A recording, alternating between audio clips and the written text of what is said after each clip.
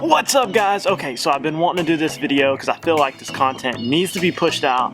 Been getting questions about spinning reels versus conventional reels and which one you should be using or not using, or the pros and cons of each. So in this video, I'm going to try to talk about whether you should be using a big spinning reel or a conventional reel when you're offshore. So in this video, guys, I'm going to talk about it, give you my opinion, and let y'all kind of make your own decisions. So here we go.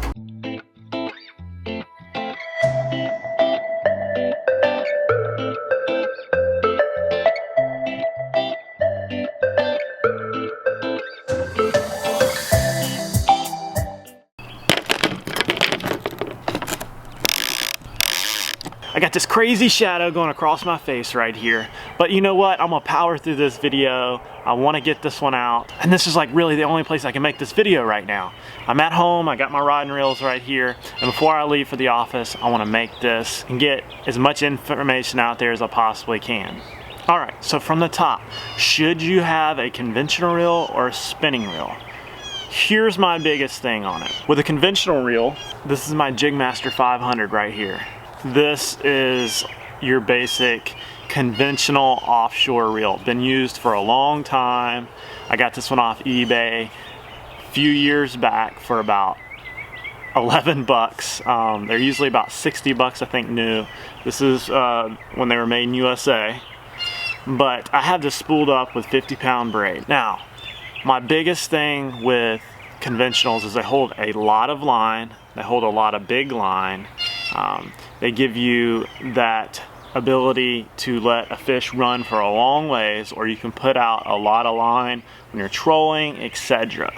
Now, the biggest thing about this is when you're fighting a big fish, I mean like a massive fish that's going to take you a minute. The cool thing about this is you can lay this on your leg or the bow or on your kayak, and they're fighting the rod tip and the buoyancy of the craft instead of you.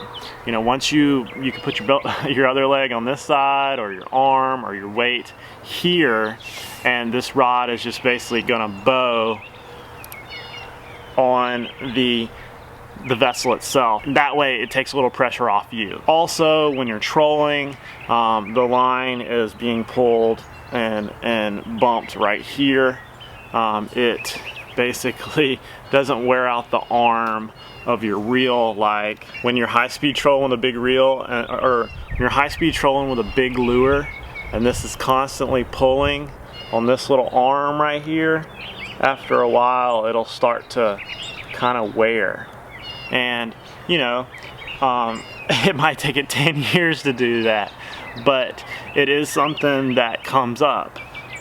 For this reel, the reason why I like using it is I can control the line right here. I can have, it's got a really loud clicker on. It's really loud. You don't miss it. My spinning reel doesn't have a clicker that loud, and I just really like using this. It's simple, it's easy. You can't really cast it, that's the downside. But as far as deep dropping, you can drop it really deep because you got a ton of line, and it just allows you to, like I said, fight a big fish using the buoyancy or using your leg. So when I first started fishing offshore, fishing big fish, tarpon, sailfish, king mackerel, that kind of stuff, I bought this originally. This was on every fishing forum possible, the old Jig Master, and how good it was. It's really great. I've never been spooled. I've always got a ton of line. Now, when you're fighting really big fish that require a lot of drag, the one good thing about this is you can thumb it. So like if you got to raise up, you can thumb it, raise it, he takes it out, you let it go, line goes out. And if you're wearing gloves or not even wearing gloves, you can put a little more drag on it when you need it and when you don't need it. So you don't have to keep adjusting the drag. That's just kind of like what I do. I usually leave it kind of loose, and then when he hits it, set the hook, let go, takes off. It's just kind of something I've gotten good at. And there's a helicopter coming right now, right while I'm filming this video. It's a heavy one too. Looks like a Chinook. Some boys are getting a ride someplace. I live by the military base. Another really cool thing about conventional reels is they give you a lot of support on the back. Rod clamps right here. They allow you to have a lot more support on the reel when you're fighting a big fish, and it keeps the reel from twisting back and forth and breaking your seats right here. Because believe it or not, you wrench down hard enough, these are metal, but if they're plastic, you can break these. There goes your reel. It could happen. It could happen. Really, that sums up the conventional. This is on a Ugly Stik Tiger Rod, okay? And I'll link all this stuff below in the description box just so you can check it out if you want. This is a solid rod. It's a little thick. Here comes another helicopter. He gone. Medium heavy. Is a little thick for offshore. I wish I would have got a medium, but whatever. It works. All right, so moving right along to the spinning reel. So this is the one you see in my offshore videos. This is my Penn 850 spinning reel. Okay, now why would I choose this one? This one was already in my arsenal, but I like it. Reason why is it allows me to cast a little better. It's really simple to use. I can't carry as much line. I still got plenty of line on here. I have this half spooled with some P line just because it was on sale. Some 20 pound P line, and then it's got some Power Pro 50 on here. It's been on here for years, probably year 3. It's starting to fray a little bit, but it's still got some life in it. It's lost its color a little bit, you can tell. Not terrible a lot, but the big reasons when I use this is if I'm going offshore and I might be casting, there might be some cobia, or I just want to troll for some kings, or I might cast at a tarpon or whatnot. It's a very simple rod. Woo! That's how quick they can go out. And reel combo right here. This is on a jigging rod, 6'6" jigging rod, Tiger Light. I'll link them in the description below. You can check them out. This has been a good rod. As you can see right here, I got in a fight with a tarpon line, got wrapped, and almost cut through it. Another story for another war. When would you use this? You can use it the same as you can in a conventional, and you're just adding the ability to cast better.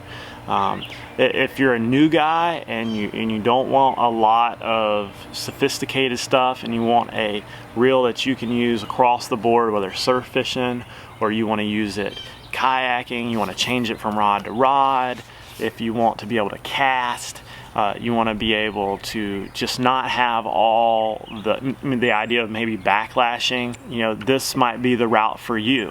Now, they call them egg beaters for a reason, because it looks like an egg beater when it's on your lap. Let me show you. So you can see the reel right here, and let's just say this is the kayak in your legs, and when you start to reel, will bang your knees. It'll bang your knees over and over. Like, this chair. God, it's sunk into the ground. So I'm back. They call them egg beaters because this will beat your legs when you're fighting a fish in a kayak or sitting down.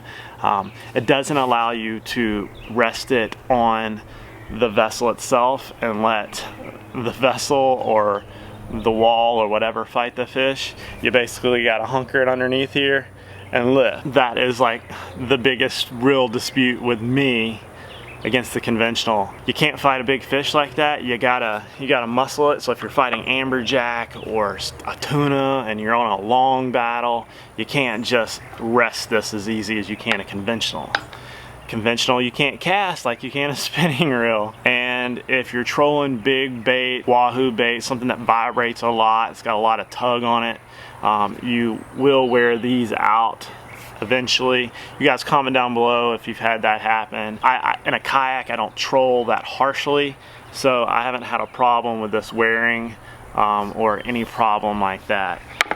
So which one would I choose to take? Sometimes it's whichever I feel lucky. Like, this one's calling to me on the shelf, I'm grabbing it. This one is calling to me on the shelf, I'm grabbing it. I love the clicker on this one. I love the line capacity. I like the simplicity. I like to be able to control it with my thumb. Whereas with this one, you either got to cup the spool or cup it, by cup it I mean, you know, grabbing it like this when you need a little extra drag, because these things don't have a lot of drag, like, you know, 15, 20 pounds, whatever it is, and you're using 50-pound braid. The math says that it's not going to be able to give you 50 pounds of drag, so you gotta, I cup it with my glove, and then I'm able to, if he takes off, I let go, if he doesn't, I hold on. You know, that is just kind of like, I think I'm rambling, but I'm just trying to tell you the difference in my head as it comes to me, that I like this one, works great, you get it, it'll work great. If you get one of these on clearance, and it was a good cheap deal, they work great. Good clicker, lots of line, simple.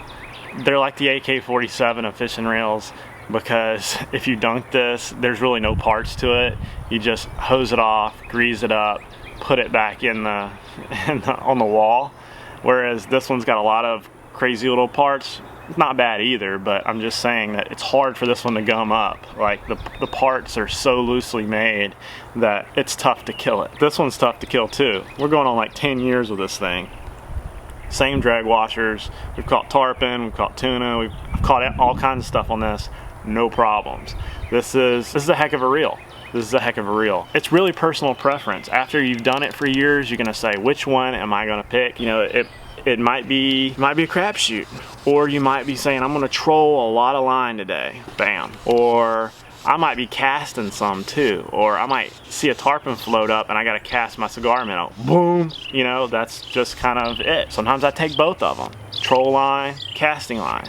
Cobia jig, troll line. How it goes. You know, if it's gonna be one of them days. That's it in a nutshell. I wanted to make this. I wanted to put my voice out there. I want to put my opinion out there.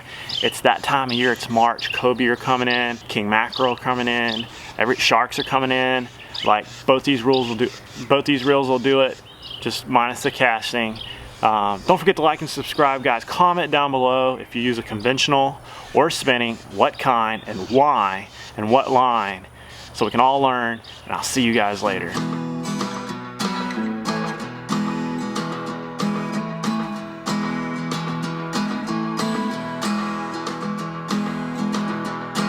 If you want to, I'll get you flowers waiting around the bend. Baby, let's just pretend. I wanna stay like this forever. I wanna stay right here with you. I wanna stay right here with you. As the rest we fall until it all breaks down. But I need it so I will stay around. When you're all messed up, it's a great relief to be understood. It's a shame still waters run deep. So let us walk right into the forest, to the trees and the rising sun. It is something we can't outrun. I do whatever it takes to hold you, whatever it takes to you. Wanna be in this game for two. When it all comes down, do you feel alive? Are you feeling lost? You were made to fly, but you're so much more than a memory. It is not easy. It's a shame still waters run deep.